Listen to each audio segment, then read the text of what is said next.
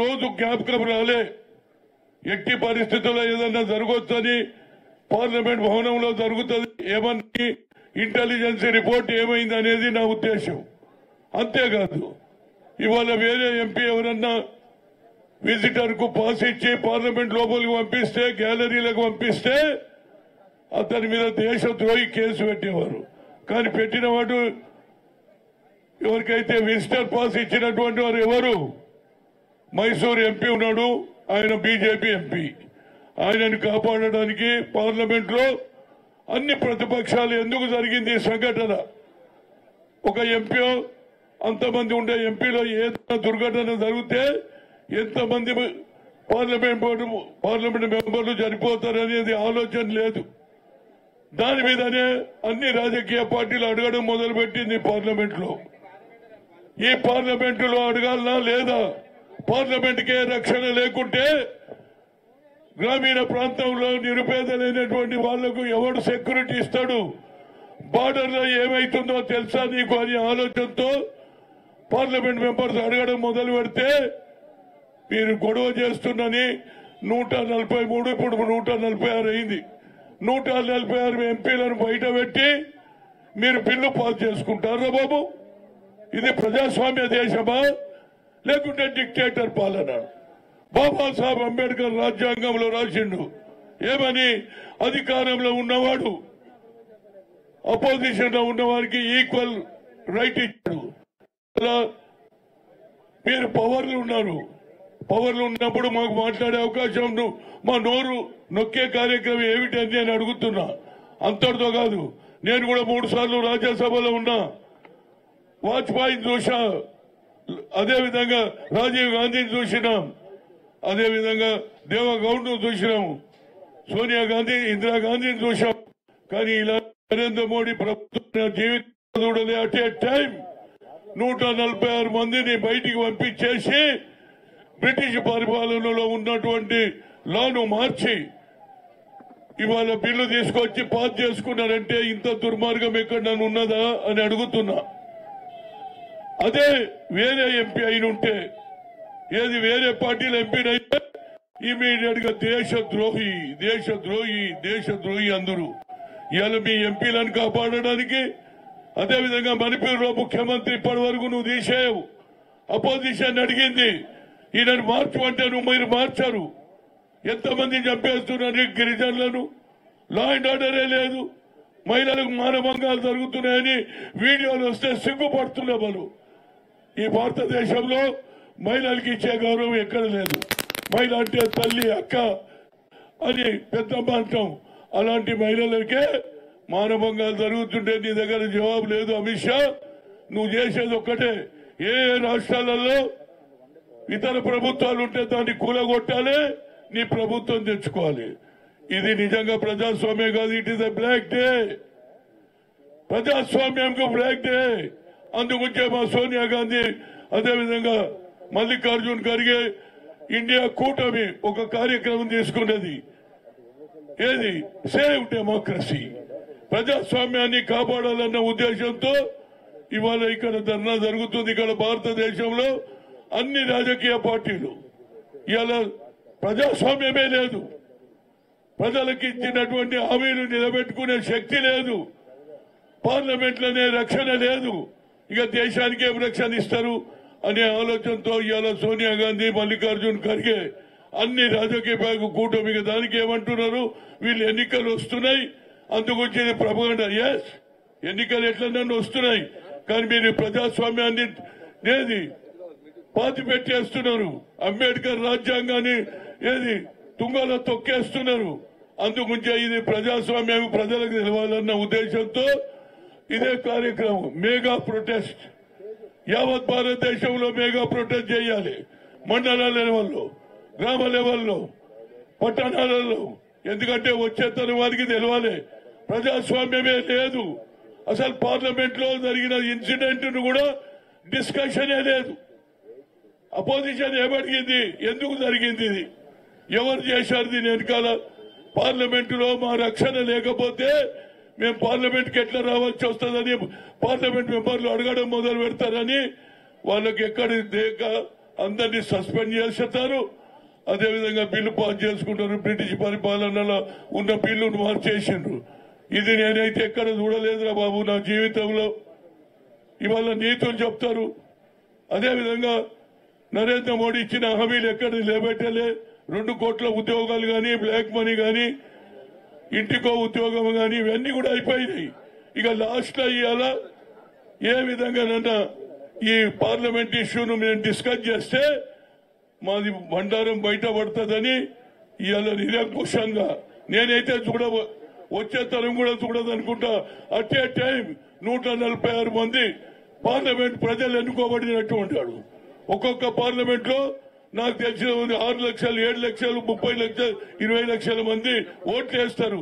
ఎంతమందికి అవమానం చేస్తారా బాబు? పార్లమెంట్ మెంబర్ కు అవమానం చేస్తారా? అంటే ప్రజలు వేసుకొని ఎన్నిక అయినటువంటి ఓటర్లకు అవమానం చేస్తారా అనేది ఇది ప్రజలకు చెప్పే బాధ్యత ప్రతి పార్టీ వాళ్ళు. ఇవాళ సిపిఐ సాంబశివరావు గారు వచ్చారు. అదేవిధంగా ఆమ్ ఆద్మీ పార్టీ అందరూ కూడా అందరూ కూడా దీనికి ఏకీభవిస్తున్నారు. అందుకే ఇండియా కూటమి ద్వారా తప్పనిసరిగా వచ్చే ఎన్నికల్లో నరేంద్ర మోడీ అవుట్, ఇండియా కూటమి ఇన్ అనే దాని మీద తప్పనిసరిగా 3 నెలల ఎలక్షన్ ఉన్నది. తప్పనిసరిగా గ్రామాలలో ప్రజలకు చెప్పి ఈ నిరంకుశ దొరల పాలన అయింది, మళ్ళా రాజుల పాలన వచ్చింది. డిక్టేటర్ పరిపాలనకు అంతమొందించాలంటే 2024 ఎన్నికల్లో కాంగ్రెస్ ను ఇండియా కూటమిని గెలిపించాలని, అదేవిధంగా ఈ ప్రొటెస్ట్ కంటిన్యూస్ గా సాగాలని హైకమాండ్ ఏం చెప్పినా మనం గ్రామాలలో ప్రతి కార్యకర్త ఏ విధంగానైతే ఉన్న ఎన్నికల్లో ప్రతి కార్యకర్త కూడా కష్టపడి కాంగ్రెస్ ప్రభుత్వాన్ని తీసుకొచ్చి రేవంత్ రెడ్డిని ముఖ్యమంత్రి, బట్టి విక్రమాన్ని ఉప ముఖ్యమంత్రి చేశారు. అదేవిధంగా రేపు పార్లమెంట్ ఎన్నికలు అందరూ చూస్తున్నారు. తెలంగాణలో ఎన్ని పార్లమెంట్లు వస్తాయని యావత్ దేశ ప్రజలు చూస్తా ఉన్నారు. కనుక ఇక్కడ ఎక్కువ మనకు ఒక మంచి ఇష్యూ దొరికింది. ఈ ఇష్యూను గ్రామాల్లో అయ్యా పార్లమెంట్ మెంబర్లకు రక్షణ లేదు, ఇక మీకేమి రక్షణ ఇస్తాడు, మీకేమి అభివృద్ధి చేస్తాడు? ఇచ్చిన అబద్దాలు పోయి ఇవాళ పార్లమెంట్ మెంబర్లకే రక్షణ లేదు. గ్రామాల్లో ఉండే నిరుపేదలకు ఎవరు రక్షణ ఇస్తాడు? ఈ ప్రభుత్వం అవసరం లేదు. డెమోక్రసీ చేసే ప్రభుత్వం, ప్రజాస్వామ్య పద్ధతి ప్రభుత్వాన్ని ఎన్నుకోవాలని చెప్తూ మరొకసారి వచ్చినటువంటి మిత్రులు, చాలా మంది మిత్రులు వచ్చారు. జిల్లా ప్రెసిడెంట్లు కానీ, మండల ప్రెసిడెంట్లు కానీ, పిసిసి ఆఫీస్ బేరర్స్ కానీ, మహిళా కాంగ్రెస్ కానీ, ఐఎన్టీసీ కానీ అందరికీ కూడా ఈ కార్యక్రమాన్ని గ్రామ స్థాయికి తీసుకుపోవాలని కోరుతూ మరి అవకాశం ఇచ్చినటువంటి మహేష్ కుమార్ గౌడ్ గారికి, వర్కింగ్ ప్రెసిడెంట్ కు, అదేవిధంగా ఇతర పార్టీల నుంచి వచ్చిన వాళ్ళు కూడా అందరూ మాట్లాడతారు. అందరూ మీ అందరికీ పేరు పేరున నా హృదయపూర్వక ధన్యవాదాలు. జై తెలంగాణ, జై democracy, save democracy, save save save save save democracy, save democracy, save democracy. Thank you. ఇప్పుడు గౌరవ ఆమ్ ఆద్మీ రాష్ట్ర అధ్యక్షులు సుధాకర్ గారిని మాట్లాడుతుంది చెప్పడతాం.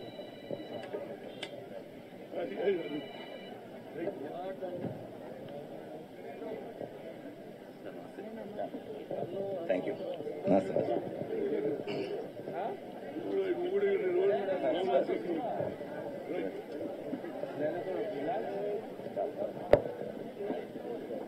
Save democracy! Save democracy! Save democracy!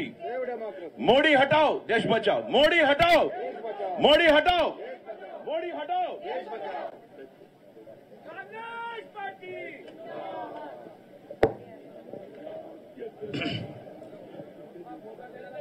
ఈ కార్యక్రమాన్ని ఆర్గనైజ్ చేస్తున్న మహేష్, ఆర్గనైజింగ్ సెక్రటరీ మహేష్ గారు, అంజన్ కుమార్ యాదవ్ గారు, వర్కింగ్ ప్రెసిడెంట్ మహేష్ గౌడ్ గారు, అంజన్ కుమార్ యాదవ్ గారు,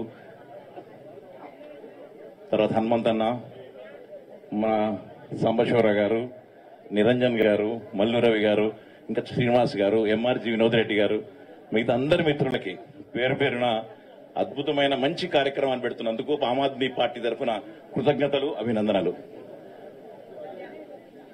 దీని తర్వాత నేను థ్యాంక్స్ చెప్పాల్సింది మోడీ గారికి. మోడీ ఈరోజు అందరినీ కలిపాడు. అందుకనే థ్యాంక్స్ టు మోడీ. అందరినీ ఒక్క ప్లేస్ లో పట్టుకొచ్చాడు ఈరోజు. ఇది టీజర్ మాత్రమే.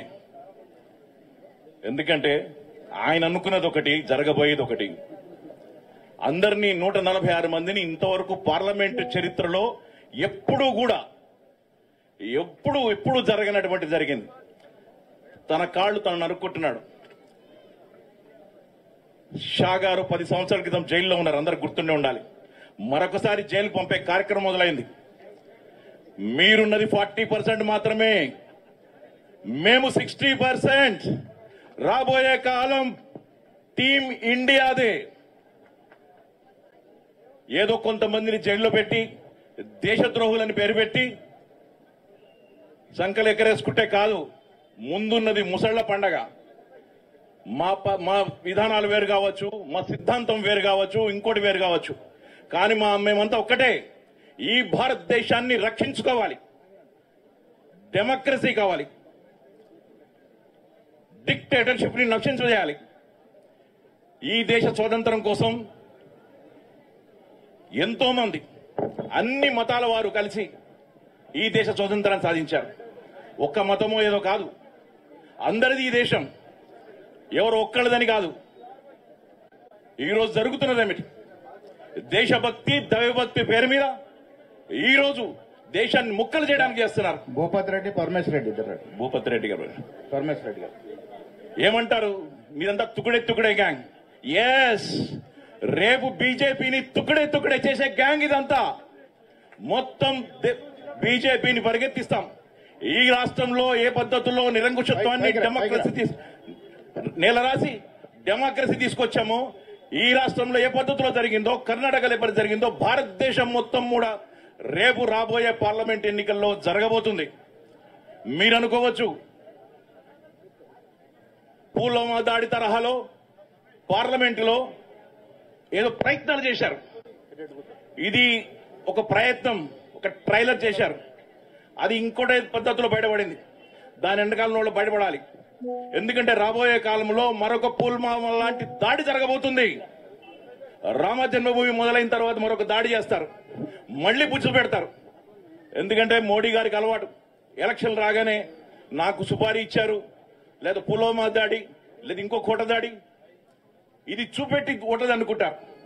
ఇంతవరకు కూడా మోడీ గారు నేను ఇది చేశాను, నేను ప్రజలకు ఇది చేశాను, దేశానికి ఇది చేశాను, నిరుద్యోగులకు ఇది చేశాను, దేశ ప్రజలకే చేశాను ఎప్పుడూ చెప్పలేదు.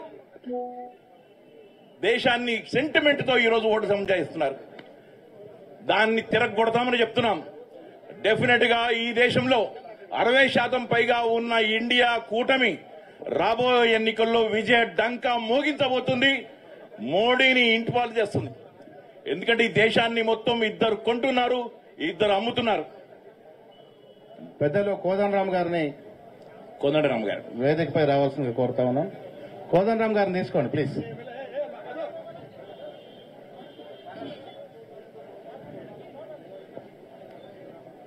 కోదాం గారిని ఒక్కరు తీసుకోండి, రండి సార్. ఈ దేశ సంపదను మొత్తం ఎన్నో సంవత్సరాలుగా పోరాటాలు చేసి సాధించుకున్న ప్రభుత్వ రంగ సంస్థలన్నింటినీ కూడా ఈ రోజు మొత్తం అమ్మేస్తున్నారు. ఆఖరికి రైల్వేలు, ప్రజల కోసం పనిచేసే రైల్వేని కూడా ఈరోజు మోడీ ఆదానికి అమ్మేశారు. స్పేస్ సెంటర్స్ ని, డిఫెన్స్ ని, బొగ్గు గనులని, రైల్వే స్టేషన్లని, విమానాశ్రయాల్ని, నౌకాశ్రయాల్ని పంచభూతాల సాక్షిగా దేశాన్ని మొత్తం అమ్మేస్తున్నారు. దీన్ని ఎండగట్టడానికే ఈ రోజు ఈ కూటమి బయలుదేరింది. రాబోయే కాలంలో మిమ్మల్ని మట్టి కనిపిస్తామని చెప్పి మరొకసారి తెలియజేస్తూ ఆమ్ ఆద్మీ పార్టీ తరఫున మీ అందరికీ మరొకసారి కృతజ్ఞతలు తెలియజేసుకుంటూ సెలవు తీసుకుంటున్నాను. Thank you very much.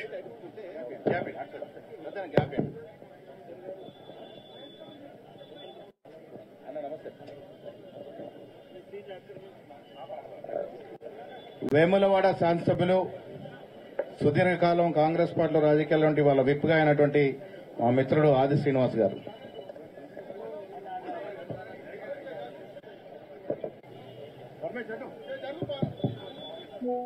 అలాగే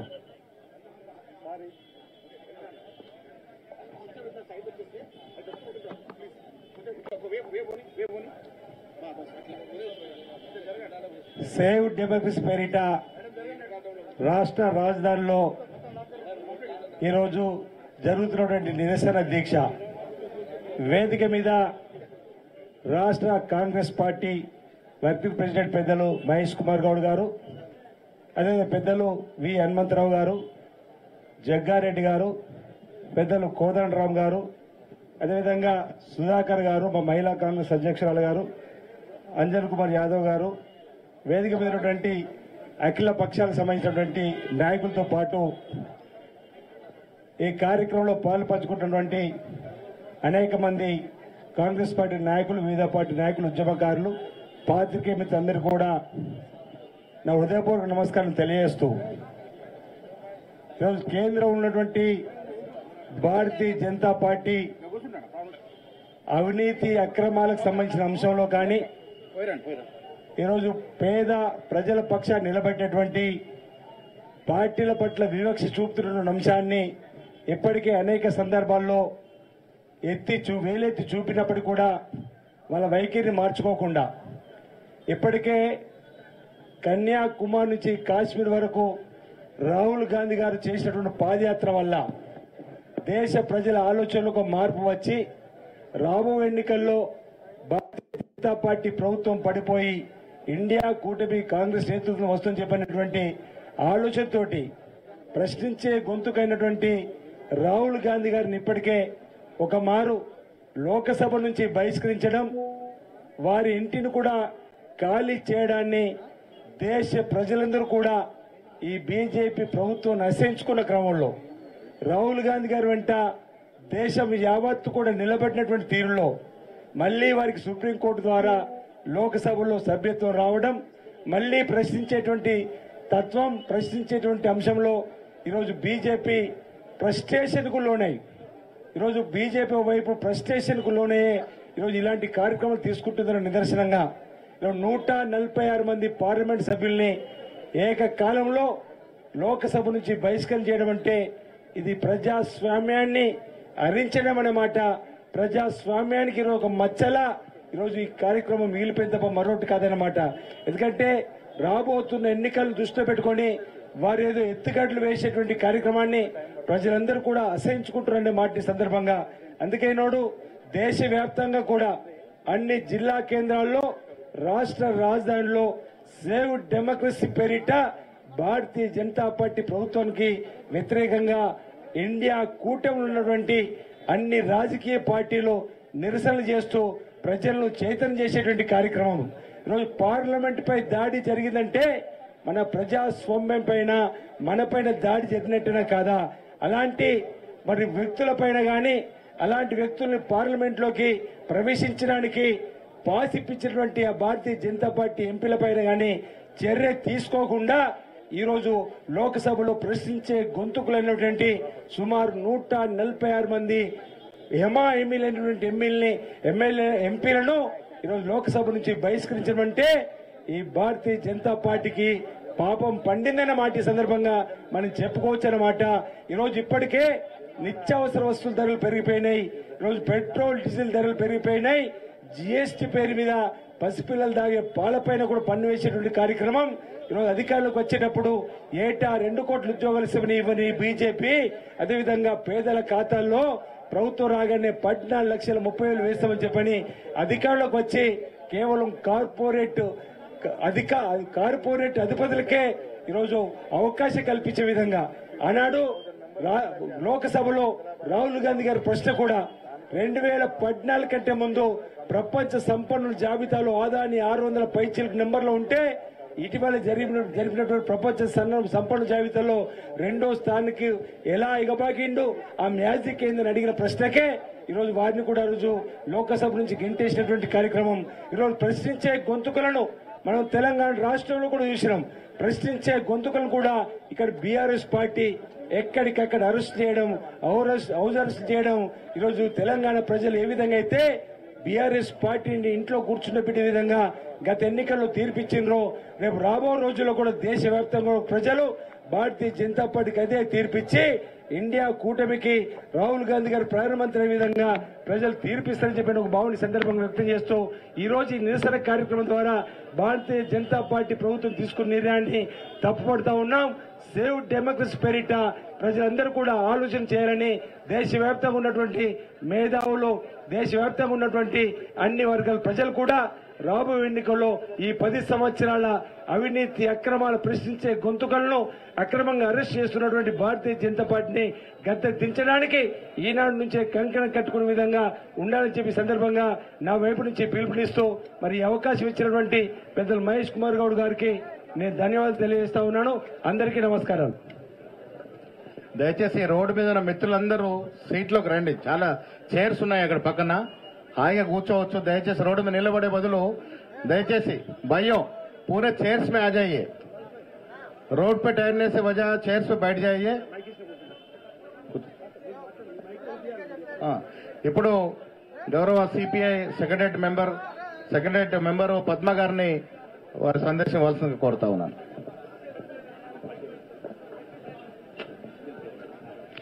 మిత్రులందరికీ వినమే, దయచేసి కూర్చోండి, చైర్స్ లో కూర్చోండి. వెనక చాలా చైర్స్ ఉన్నాయి, దయచేసి కూర్చోండి. మీరు రోడ్డు మీద నిలబడే బదులు చైర్ లో కూర్చుంటే బాగుంటుంది. ఇది 4 వరకు నడుస్తుంది ధర్నా, మీరు దయచేసి కూర్చోండి.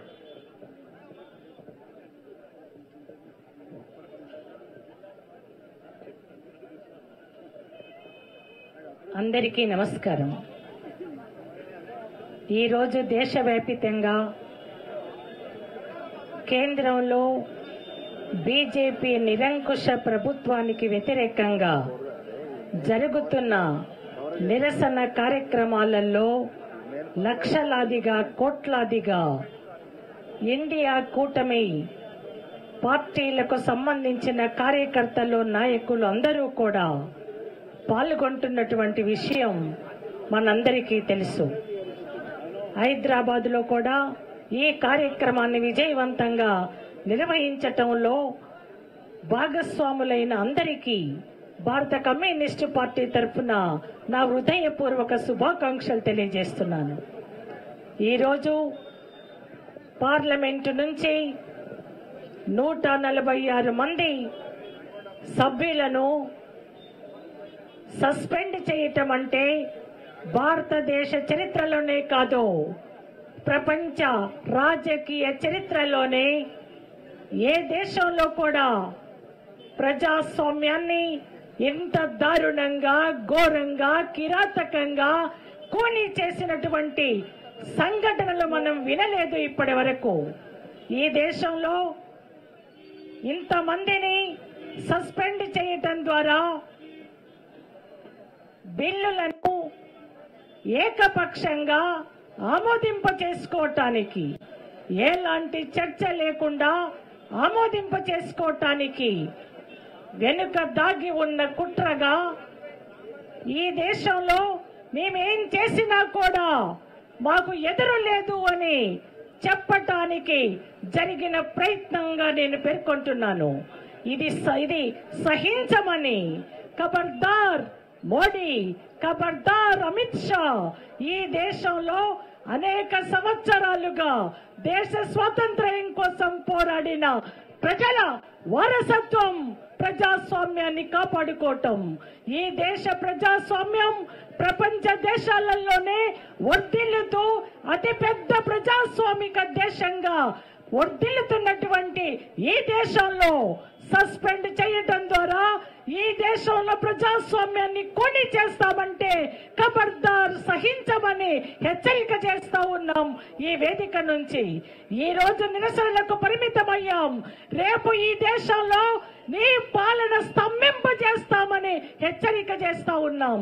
అందుకోసమే ఈ కార్యక్రమంలో పాల్గొన్న అందరూ కూడా ఈ రోజు పార్లమెంటులో ఆమోదింపబడినటువంటి ఆ బిల్లులన్నింటినీ చూస్తే సంవత్సరాల న్యాయశాస్త్రానికి సంబంధించిన చరిత్ర ఉంది. దానికి సంబంధించిన పూర్తి వివరాలు, చర్చలు పార్లమెంటులో జరగకుండానే ఏకపక్షంగా ఆమోదింపజేసుకున్న మోడీ, అమిత్ షాకు పార్లమెంటు భవనాన్ని రక్షించే చేత కాలేదా అని అడుగుతా ఉన్నాను. పార్లమెంట్ యొక్క భవనం అట్లాగే పార్లమెంటు సభ్యుల భద్రత కోసం ప్రశ్నించిన గొంతులను నువ్వు నొక్కివేస్తాను అంటే ఏం రక్షిస్తావు ఈ దేశంలో? నువ్వు ఎవరిని కాపాడుతావు అని నేను అడుగుతా ఉన్నాను. ఈ రోజు స్పీకర్ గా ఉన్న ఓం ప్రకాష్ ఆయన గారు నిన్ననే ఈ రోజు సోషల్ మీడియాలో వైరల్ అవుతా ఉంది. కాకి నెక్కర్ వైట్ షర్ట్ వేసుకొని ఆర్ఎస్ఎస్ డ్రిల్లో పాల్గొంటున్నట్లుగా. ఆర్ఎస్ఎస్ నిరంకుశత్వం, బీజేపీ నిరంకుశత్వం, మోడీ అమిత్ షాల నిరంకుశత్వం కొనసాగనీయం. ఈ దేశంలో భారతీయులంగా ఈ దేశానికి స్వాతంత్ర్యం కావాలని నిరంకుశ పరిపాలన సాగించిన బ్రిటిష్ మూకర్లకు వ్యతిరేకంగా పోరాడి స్వాతంత్రం సాధించుకున్నాం.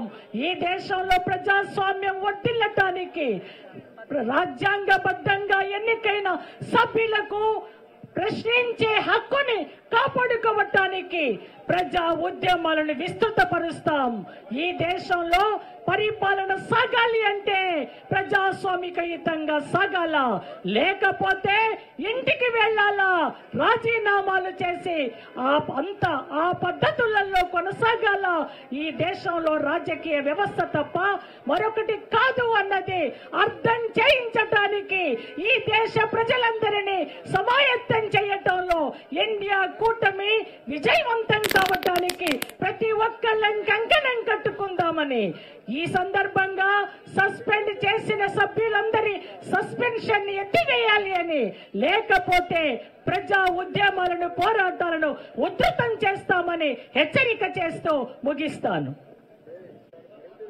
గౌరవ మంత్రివర్యులు శ్రీధర్ బాబు గారు, మంత్రివర్యులు పొన్నం ప్రభాకర్ గారు, గౌరవనీయులు ఏఐసి కార్యదర్శి విశ్వనాథ్ గారు, శాసనసభ్యులు రాజ్ ఠాకూర్ గారు, వారందరూ కూడా వేదికపై రావాల్సిందిగా కోరుతా ఉన్నాను. దారివ్వండి అమ్మా వాళ్ళకి, ప్లీజ్ దారివ్వండి. క్లోజ్ చేయండి అమ్మా, క్లోజ్ చేయండి ప్లీజ్, క్లోజ్ చేసేయండి, అక్కడ క్లోజ్ చేసేయండి.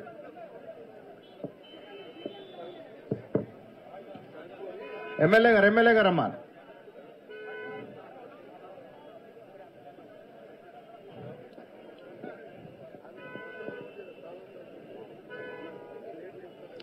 పెద్దలు మంత్రివర్యులు పైకి రావాల్సిందిగా కోరుతూ ఇప్పుడు మల్లు రవి గారిని మాట్లాడాల్సిందిగా కోరుతా ఉన్నాను.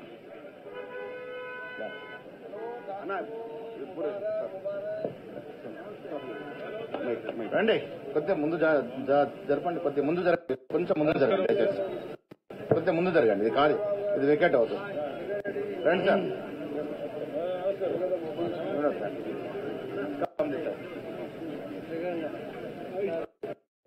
సభాధ్యక్షులు మహేష్ గౌడ్ గారు, కాంగ్రెస్ పార్టీ వర్కింగ్ ప్రెసిడెంట్ గారు, అదే రకంగా అంజన్ కుమార్ యాదవ్ గారు, హనుమంతరావు గారు,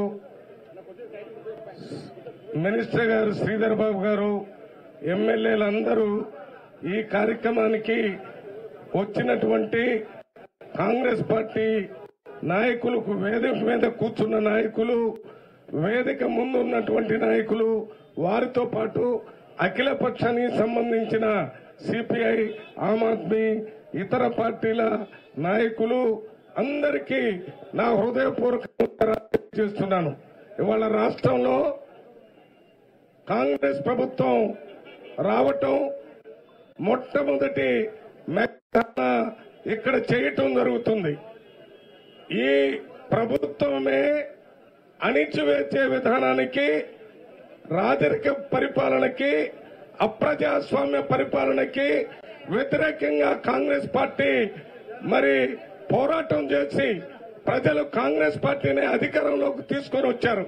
ఇవాళ భారతదేశంలో పార్లమెంట్ అనేది భారత ప్రజలు 130 కోట్ల మంది ప్రజలకి ఒక దేవాలయం లాంటి పార్లమెంటులో కొంతమంది దుండగులు పార్లమెంటు జరుగుతున్నప్పుడు ఆ గ్యాలరీస్ లో నుంచి దూకి పేపర్లు ఇచ్చినటువంటి సందర్భంలో కాంగ్రెస్ పార్టీ సంబంధించిన ఎంపీలు, సిపిఐ, సిపిఎం లేక ఇండియా టీముకు సంబంధించిన ప్రతిపక్ష పార్టీల ఎంపీలందరూ పార్లమెంటులో ఈ రకంగా ఆ దుండగులు పార్లమెంటు లోపలికి 1, 2, 3 సెక్యూరిటీ దాటుకొని బాబు ఏంటా ఇది కొంచెం చిన్నగా మాట్లాడి నడుచుకుంటున్నారు. సెక్యూరిటీ లైన్స్ దాటుకొని లోనకొచ్చి పార్లమెంటు లోపల నుంచి కాగితాలేసి దూకితే ఇది పార్లమెంటరీ డెమోక్రసీకి మంచిది కాదు. ఎవరు దూకారు, ఎందుకు దూకారు, వారి ఉద్దేశం ఏంటి అనే విషయాన్ని జూపల్లి కృష్ణారావు గారు మినిస్టర్ గారిని పైకి రావాల్సిందిగా కోరుతూ, ఎందుకు ఆ రకంగా సెక్యూరిటీని దాటుకొని లోనకొచ్చి దూకారో దాని మీద ఒక స్టేట్మెంట్ ఇవ్వాలంటే ప్రతిపక్ష పార్టీ పార్లమెంటు సభ్యులు అడిగితే హోమ్ మినిస్టర్ గా భారతదేశ హోమ్ మినిస్టర్ కి పార్లమెంటులో కూడా ఆయన హోమ్ మినిస్టర్ కాబట్టి ఆయన స్టేట్మెంట్ ఇవ్వాలి. ఆయనతో పాటు ప్రధానమంత్రిగా ఉన్న మోడీ గారు స్టేట్మెంట్ ఇవ్వాలని అడిగితే స్టేట్మెంట్ ఇవ్వకుండా అడిగినటువంటి వాళ్ళని సస్పెండ్ చేసే విధానం అసలు మన భారత ప్రజాస్వామ్య వ్యవస్థలో మన రాజ్యాంగం ప్రకారం అవసరమే లేదు, అవకాశమే లేదు. ఎందుకనంటే మేమేమన్నా హౌస్ నడపకుండా స్పీకర్ దగ్గర అడ్డదిడ్డంగా మాట్లాడి ప్రజాస్వామ్యయుతంగా పార్లమెంటు జరగకుండా చూస్తే మీరు సస్పెండ్ చేయాలి. అడిగింది అంటే ఈ పార్లమెంటులో వాళ్ళు ఎందుకు వచ్చారో దాని మీద ఒక స్టేట్మెంట్ ఇవ్వమని అంటే అది ఇవ్వకుండా మీరు వీళ్ళని సస్పెండ్ చేసి ఈ కారణాన్ని చూపించి ముందు 41 మందిని చేశారు, తర్వాత మళ్లీ అడిగిన వాళ్ళని చేశారు, మళ్లీ అడిగిన వాళ్ళని చేశారు, మళ్లీ అడిగిన వాళ్ళని చేస్తే ఇప్పటికే 146 మంది ఎంపీల్ని సస్పెండ్ చేసినటువంటి ఈ బీజేపీ ప్రభుత్వానికి ప్రజాస్వామ్యం మీద గానీ పార్లమెంటరీ డెమోక్రసీ మీద గానీ ఏ రకమైనటువంటి గౌరవం లేదనే విషయం మనకు పూర్తిగా అర్థమవుతుంది. ఈ రకంగా ఆ స్టేట్మెంట్ ఏమని అడిగిన వాళ్ళని సస్పెండ్ చేయడానికి ఇంకొక వాళ్ళ ముఖ్యోద్దేశం ఏంటంటే ఈ ప్రతిపక్ష పార్టీలమ్మ అందరు కూడా సస్పెండ్ అయి బయటికి పోయిన తర్వాత వారు ఇష్టారాజ్యంగా ఏకపక్షంగా పార్లమెంటులో కొన్ని బిల్లులు పెట్టుకొని ఆ బిల్లులు ప్రతిపక్ష పార్టీలు మాట్లాడే అవకాశం లేకుండా చూసి ఆ బిల్లులన్నిటి కూడా వారే పాస్ చేసుకోవటం జరిగింది. ఇదే విధానాన్ని భవిష్యత్తులో కూడా చేస్తామనేటటువంటి ఒక మెసేజ్ ని భారతదేశ ప్రజలకు ఇవ్వటం జరిగింది. అంబేద్కర్ గారు రాజ్యాంగాన్ని పార్లమెంటులో ప్రెసిడెంట్ ఆఫ్ ఇండియాకి ప్రైమ్ మినిస్టర్ కి ఇచ్చేటప్పుడు ఒక మాట చెప్పాడు, ఇది ప్రజాస్వామ్యం పరిపాలన భారతదేశంలో జరగటానికి ఈ రాజ్యాంగం ప్రకారమే ఈ పార్లమెంటు విధానం నడవాలని చెప్తూ ఒకవేళ ఎప్పుడైనా ప్రజాస్వామ్యానికి నష్టం జరిగితే, ఇబ్బంది జరిగితే ఆ ప్రజాస్వామ్యాన్ని రక్షించుకోవటం ఒక్క పార్లమెంటు కాదు, భారతదేశ ప్రజలే ఈ ప్రజాస్వామ్యాన్ని రక్షించుకుంటారని ఆ రోజు అంబేద్కర్ గారు చెప్పారు. ఇది నేను ఎందుకు చెప్తున్నానంటే రేపు వచ్చేటటువంటి జనరల్ ఎలక్షన్ లో భారతదేశ ప్రజలే ఈ ప్రజాస్వామ్యాన్ని రక్షించుకొని ఈ బీజేపీ ప్రభుత్వాన్ని, ఎన్డీఏ ప్రభుత్వాన్ని చాపలో చుట్టి మన సముద్రంలో బంగాళాఖాతంలో పడేసే రోజులు దగ్గరలో ఉన్నాయి. దీనికి భారీ మూల్యాన్ని బీజేపీ ప్రభుత్వం చెల్లించాల్సి ఉంటుందని వారిని హెచ్చరిస్తూ ఇండియా టీం రాహుల్ గాంధీ గారు వారు ఈ భారత్ జోడో యాత్ర చేసిన తర్వాత ఈ ఇండియా టీం ఏర్పడిన తర్వాత భారతదేశ ప్రజలకు ఒక నమ్మకం వచ్చింది.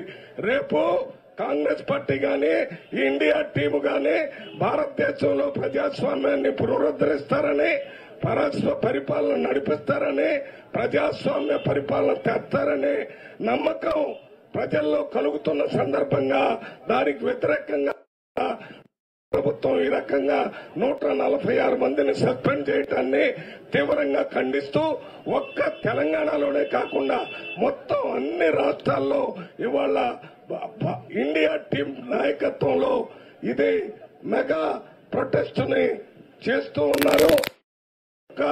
పర్యవసానంతో రేపు జరగబోయేటటువంటి ఎన్నికల్లో 100% ఇండియా టీం ప్రభుత్వంలోకి వస్తుంది. బీజేపీ ప్రభుత్వం 100% బీజేపీ ప్రభుత్వం దిగుతుందని మీ అందరికీ మనవి చేస్తూ నేను సెలవు తీసుకుంటున్నాను. జై హింద్, జై కాంగ్రెస్. పెద్దలు గౌరవనీయులు ప్రొఫెసర్ కోదండరామ్ గారిని మాట్లాడుతుంది కోరుతాం.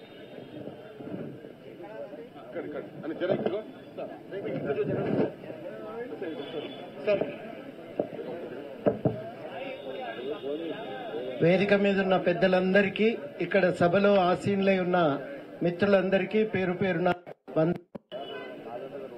పార్లమెంటు సమావేశాల ఉద్దేశం ఏంటంటే ప్రభుత్వం జవాబుదారీతనంతో వ్యవహరించేటట్టు చూడటం. పౌరులు, అక్కడ ఉన్న సభ్యులు పౌరులందరి తరఫున వాళ్ళు మాట్లాడటం, ఇది ఒక కీలకమైన పని. అది వాళ్ళు ఉన్నదే అక్కడ ప్రజల యొక్క ఆకాంక్షలను వ్యక్తీకరించడం కోసం. అటువంటి కీలకమైనటువంటి ఒక సభలో మరి కొంతమంది వ్యక్తులు అక్కడ వచ్చి వాళ్ళు దాడికి దిగినరు. ఒక ప్రమాద హెచ్చరిక అయితే ప్రపంచం అంతా చూసింది. మరి ఆ సమయాన పార్లమెంటు ఘటనకు సంబంధించిన ఒక స్పష్టీకరణ హోంమంత్రిని కోరటం చాలా సహజము. బాధ్యతగా సమాధానం చెప్పాల్సినటువంటి అవసరం కూడా ఉంది ప్రభుత్వం పైన. అయినప్పటికీ కూడా మరి ఆ సమాధానం చెప్పకపోగా ఉన్న సభ్యులందరినీ సభ నుంచి గెంటేయటం, దాదాపు 150 మంది. అంతర్జాతీయ స్థాయిలో పత్రికలన్నీ ఏం రాస్తున్నాయంటే అపోజిషన్ మొత్తం బయటికి పోయి పంపించారు, అధికార పక్షం మాత్రమే కూర్చొని సభను నడుపుతున్నది అని రాశారు. ప్రతిపక్షం ఉండటం చాలా కీలకం. ముఖ్యమైన బిల్లులు చర్చలో ఉన్నటువంటి సమయాన ఆ ముఖ్యమైన బిల్లులపై చర్చకు ఎవరూ లేకుండా చేసి ఏకగ్రీవంగా ఆమోదించి పంపటం అనేది చాలా అప్రజాస్వామికం. ప్రజల అభిప్రాయాలు వ్యక్తీకరించడానికి వేదికగా మిగలవలసిన పార్లమెంటు కేవలం అధికార పార్టీ యొక్క ఆధిపత్యాన్ని నిలబెట్టుకోవటానికి మాత్రమే అది ఉపయోగపడటం చాలా ఇది శోచనీయమైన విషయం. ఈ వైఖరిని తీవ్రంగా ఖండిస్తున్నాం. 150 మంది ఎమ్మెల్యేలను, ఎంపీలను వెంటనే మళ్లీ సభలోకి పిలవాలని, ఇందుకు బాధ్యులైనటువంటి వాళ్ళని ఇవాళ మనం అందరం కూడా ముక్తకంఠంతో నినదించవలసిన అవసరం ఉంది. మరొకసారి తెలంగాణ జనసమితి తరఫున నేను స్పష్టంగా చెప్పదలుచుకుంది ఏంటంటే ప్రతిపక్ష పార్టీల ఎంపీలందరినీ బయటికి గెంటి సభ నడపటం అనేది ప్రజాస్వామ్యానికే ఒక మచ్చ తెచ్చేటువంటి పరిస్థితి. అందుకని ఇట్లాంటి దాడిని తీవ్రంగా అందరం కూడా ఖండించాలి. అందరూ కూడా కూర్చొని చర్చ చేసి బిల్లులు పాస్ చేయాలి గాని ఏకపక్షంగా బిల్లులను బలవంతంగా ఆమోదింపజేసుకోవటం సరియైన పద్ధతి కాదని ఈ సందర్భంగా బీజేపీ ప్రభుత్వం అనుసరించినటువంటి వైఖరిని ఖండిస్తూ ఎంపీల మీద సస్పెన్షన్ ను వెంటనే ఎత్తివేయాలని కూడా ఈ సందర్భంగా డిమాండ్ చేస్తున్నా. సెలవు. పెద్దలు గౌరవనీయులు రాష్ట్ర మంత్రివర్యులు జూపల్లి కృష్ణారావు గారు.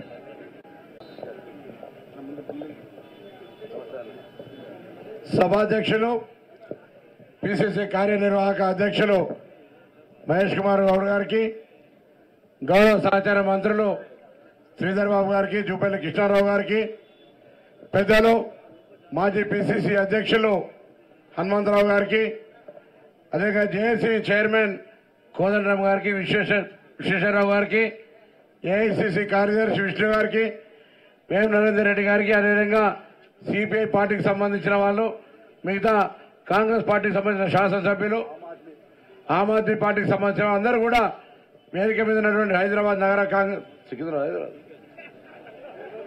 నగర కాంగ్రెస్ అధ్యక్షుడు చెప్తా అంజనీ యాదవ్ చెప్పకుండా ముందుకు పోతాం ఆ భర్త ఆమె ఇక్కడ పార్లమెంట్ లో విరోచితంగా పోరాడినటువంటి మా అన్న షహర్కి షాన్ అంజనీ యాదవ్ అన్న గారు ఇక్కడ చేసిన అందరూ కూడా పేరు పేరున నమస్కారం తెలియజేస్తా ఉన్నా. షహర్కి షాన్ అంటే హైదరాబాదేనే. పార్లమెంటులో జరిగినటువంటి దాన్ని ప్రశ్నించినటువంటి పార్లమెంటు సభ్యులను బహిష్కరించిన తీరు, ఈ ప్రభుత్వం నియంత్రితంగా ఏ విధంగా చర్చకు